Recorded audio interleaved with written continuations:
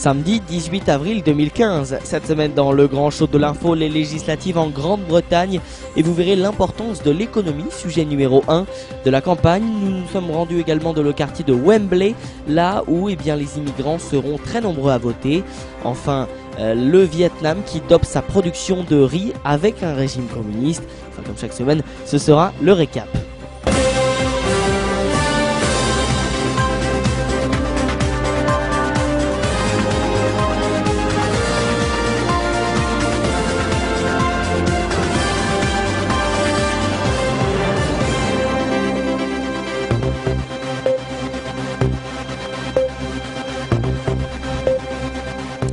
Coup de théâtre en Grande-Bretagne, 3 sondages donnent désormais le parti travailliste en tête pour les élections législatives du 7 mai prochain. Les conservateurs au pouvoir présenteront leur programme dans la semaine et tout semble se jouer sur l'économie. Alors pourquoi? La réponse dans ce sujet. À moins d'un mois des élections législatives, les travaillistes créent en effet la surprise pour l'instant, en passant en tête dans les sondages. Et ces mêmes études montrent que le parti d'Ed Miliband est peut-être en train de gagner sa crédibilité en matière économique. C'est important, c'est même décisif, car si une partie des électeurs veulent le changement, ils ne veulent surtout pas le retour de l'aventurisme ou de l'amateurisme en matière budgétaire et fiscale notamment. C'est en fait une vieille histoire. Les conservateurs ont toujours appuyé là où ça fait mal. Ils ont toujours reproché aux travaillistes d'avoir été au pouvoir au moment où le pays s'était quasiment effondré, à la fin des années 70, juste avant de l'arrivée de Margaret Thatcher, qui sauvera le pays avec la dureté que l'on sait. De même, les conservateurs accusent aujourd'hui leurs adversaires du Labour d'avoir mal géré le violent choc économique de 2008 en laissant s'envoler le déficit public de 11% du PIB, c'est colossal, pour les 2 années qui ont suivi. Mais le paradoxe dans tout cela, c'est que la Grande-Bretagne va plutôt bien aujourd'hui. Si vous regardez les grands indicateurs, la croissance flambe à 3%, record des pays occidentaux, et il se crée 1000 emplois par jour. Le chômage est d'ailleurs retombé à son plus bas niveau, autour de 6%, des résultats qui font rêver le continent. En fait, l'économie va mieux dans un pays qui ne va pas très bien. La fameuse classe moyenne britannique est encore en plein doute, si ce n'est en plein désarroi. Globalement, elle n'a toujours pas retrouvé son pouvoir d'achat d'avant la crise de 2007. La reprise, elle, est certes vigoureuse, mais elle s'est aussi effectuée au prix de l'explosion des mini-jobs ou des bad jobs qui enferment les travailleurs peu qualifiés du secteur des services dans un salariat précaire. Enfin, ce pays est en proie à une profonde crise identitaire au point de ne plus savoir vraiment s'il appartient ou non à l'Europe. Les travaillistes, quant à eux, promettent de faire attention, de ne pas trop promettre et font assaut de prudence. Ils se sont engagés à ne pas créer de nouveaux impôts, à poursuivre la réduction du déficit budgétaire et même la diminution des dépenses publiques, sauf dans l'éducation et la santé qui verraient leur budget augmenter. En revanche, plus de justice fiscale, plus de pression et de contrôle des grandes entreprises. Le slogan est donc le sérieux budgétaire et le rééquilibrage de l'économie en faveur des classes moyennes, avec une hausse programmée du salaire horaire minimum de près de 20% d'ici à 2019. Et c'est aussi un attachement plus clair et plus ferme en faveur de l'Europe. C'est pour ça que cette élection s'annonce aussi passionnante qu'importante au-delà même de la Grande-Bretagne. Le quartier autour du stade national d'Angleterre, celui de Wembley, est l'un des plus cosmopolites du Royaume-Uni. Lors des élections générales du 7 mai prochain, on estime que plus de la moitié des votants ici seront nés à l'étranger. L'une des raisons pour lesquelles les partis politiques sont appelés à ne pas ignorer le vote significatif des immigrants. Reportage. Près de 150 langues différentes se côtoient dans les rues de Wembley, à l'ouest de Londres, l'un des quartiers les plus cosmopolites du Royaume-Uni. Le 7 mai, lors des élections générales, la moitié des votants ici seront nés à l'étranger, et d'une boutique à l'autre, c'est un véritable voyage à travers les continents qui s'opère, un dynamisme économique salué par le député de Bretton, Barry Gardiner. Il s'agit de personnes parmi les plus entreprenantes au monde. Ils ont tout laissé derrière eux et sont souvent venus sans aucune ressource parce qu'ils pensent qu'ici, ils pourront avoir une meilleure vie pour eux et pour leurs enfants. Comme Mary qui est arrivée en Grande-Bretagne à tout juste 10 ans après que sa famille ait dû fuir la guerre au Sri Lanka. Les immigrants peuvent faire beaucoup de choses parce qu'ils travaillent, ils payent des impôts, tout comme des gens normaux. Zahir, lui, est arrivé d'Inde en 2009 pour étudier. Il est tombé amoureux d'une Française qui vit à Londres et a décidé de rester.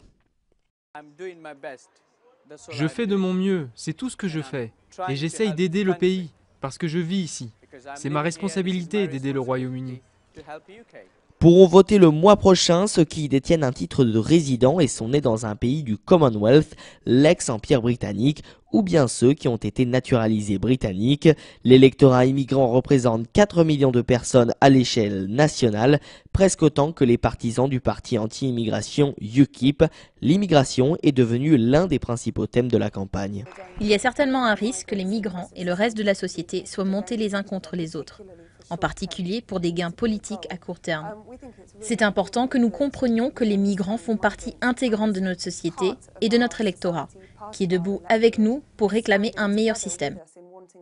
Les principaux partis ont tous promis de mettre en place des mesures plus strictes pour contrôler l'immigration, mais beaucoup redoutent qu'en s'engageant dans un débat hostile contre l'immigration, ils prennent le risque d'aliéner ces communautés pour plusieurs générations et élections à venir. Cultiver toujours plus de riz est l'obsession des autorités du Vietnam communiste, déjà deuxième exportateur mondial, mais le régime continue d'exiger davantage des agriculteurs du fertile delta du Mekong au mépris de l'environnement. Pour les agriculteurs du delta du Mekong, les journées de travail commencent à l'aube. NguyenIen Thien est l'un des milliers d'agriculteurs de la région, surnommé le bol de riz du Vietnam. Afin de produire toujours plus, il est contraint tout au long de l'année à travailler de longues journées sous le soleil dans les rizières. Quand j'étais enfant, nous produisions une récolte de riz par an. Aujourd'hui, 3. C'est beaucoup de travail. Le riz est l'aliment de base au Vietnam et le pays est le deuxième exportateur mondial. Pour les dirigeants de l'État communiste, encore marqué par les famines de la guerre, produire de plus en plus est une priorité nationale. Et depuis les années 70, les rendements ont presque quadruplé. Mais à l'inverse, certains, comme ce moulin, préfèrent vendre du riz de qualité supérieure en plus petite quantité. Nhưng mà chúng tôi kiên trì, chúng tôi giải thích bà con, làm 3 vụ như thế là không tốt và không lợi nhuận bằng làm 2 vụ. Nous encourageons les agriculteurs à ne pas planter autant, mais à se concentrer uniquement sur 2 cultures principales, pour que la qualité du sol ne se dégrade pas, pour que l'environnement ne soit pas pollué. Et le rendement est meilleur avec 2 cultures qu'avec 3, ce qui permet un prix plus élevé. Trop produire va faire baisser le prix du riz. Produire davantage demande plus d'eau, plus d'engrais et surtout plus de pesticides. Un coût élevé pour l'écosystème de la région du Mekong. Inondations ou sécheresses peuvent être catastrophiques pour les producteurs de riz. Alors l'Institut du riz s'efforce de trouver des moyens pour faire face aux conditions climatiques de plus en plus imprévisibles. Le contexte actuel de changement climatique peut avoir un effet sur la culture du riz ici.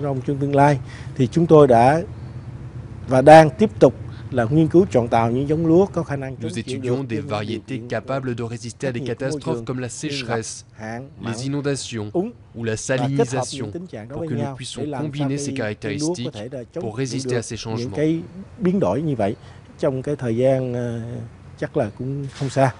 Mais l'arrivée d'une nouvelle variété ultra résistante pourrait prendre plus d'une décennie.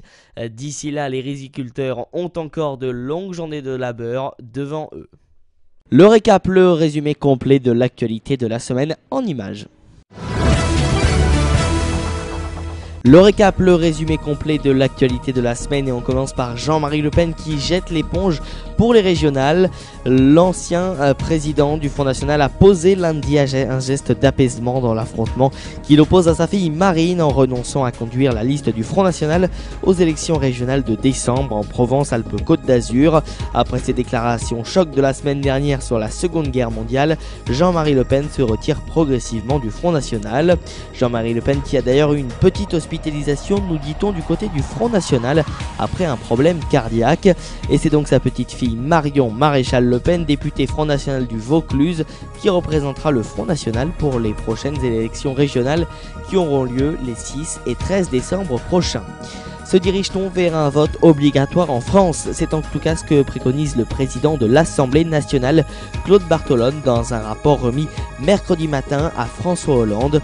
Ce dernier l'avait chargé, comme Gérard Larcher, d'une mission sur l'engagement citoyen et l'appartenance républicaine après les attentats de janvier. Le président du Sénat a lui choisi d'axer son travail sur les rapports entre l'État et l'islam, estimant notamment que les lois de la République étaient supérieures à toute religion. Et enfin, selon un sondage, 56% des Français approuveraient l'instauration du vote obligatoire, une majorité qui passerait à 67% si cette réforme s'accompagnait de la reconnaissance du vote blanc au même titre que les votes exprimés, selon un sondage Harris. François Hollande a terminé jeudi en fin d'après-midi à Lausanne sa visite d'État de 2 jours en Suisse. Le président français a notamment loué le système dual de formation professionnelle, estimant qu'il fallait promouvoir l'apprentissage dans les entreprises françaises. Une coopération a d'ailleurs été signée entre l'EPFL et Polytechnique Paris. François Hollande qui a également rencontré en fin de journée le président du CIO, Thomas Bach, l'occasion de défendre la candidature pour les Jeux Olympiques de 2024 pour la capitale française. Et puis mercredi, Simonetta Sommaruga et François Hollande ont tenu à souligner l'amitié entre les deux pays. La Suisse et la France sont bien plus que des voisins, des amis, a notamment affirmé le locataire de l'Elysée. Les deux chefs de l'État ont tous deux affirmé que le conflit fiscal était réglé. Ce dossier est derrière nous, selon François Hollande. Nokia a dévoilé mercredi une offre de rachat tout en titre de son concurrent français Alcatel-Lucent, valorisant ce dernier à 15,6 milliards d'euros, avec l'ambition de donner naissance à un champion européen capable de marcher sur les talons du numéro 1 mondial Ericsson. Fort d'un effectif de 114 000 personnes avec un chiffre d'affaires de 26 milliards d'euros, le nouvel ensemble mise sur ses complémentarités en termes de géographie et de produits, ainsi que sur sa force de frappe en matière de R&D, dotée d'un budget parmi les plus élevés du secteur. Une fusion-acquisition qui a été acceptée par le gouvernement en début de semaine. Google a été accusé d'abus de position dominante dans les moteurs de recherche par Bruxelles. La Commission européenne a en outre ouvert une enquête sur le système pour téléphone portable Android de Google. La Commission qui redoute que Google, qui capte 90% des recherches Internet dans la majorité des pays européens, ne donne pas accès aux résultats les plus pertinents. La Commission peut en théorie infliger à une entreprise reconnue coupable d'abus de position dominante une amende susceptible d'atteindre 10% de son chiffre d'affaires annuel, soit plus de 6,5 milliards de dollars dans le cas de Google. Et puis la démocrate Hillary Clinton, 67 ans, a officialisé sa candidature à l'investiture de la présidentielle de 2016. Sa deuxième tentative pour devenir la première femme à diriger les États-Unis. À 67 ans, elle est à ce stade la seule candidate officielle aux primaires démocrates. C'est la fin de cette édition, merci à tous et toutes de nous avoir suivis et rendez-vous naturellement samedi prochain sur radio-one.fr pour une nouvelle édition du Grand Show de l'Info. Rendez-vous avec l'information sur Radio One demain dimanche à 19h où nous recevrons notamment l'historien et spécialiste des États-Unis François Durper pour parler de la candidature de Hillary Clinton à la présidence des États-Unis en 2017. D'ici là, excellente semaine à tous et à samedi prochain.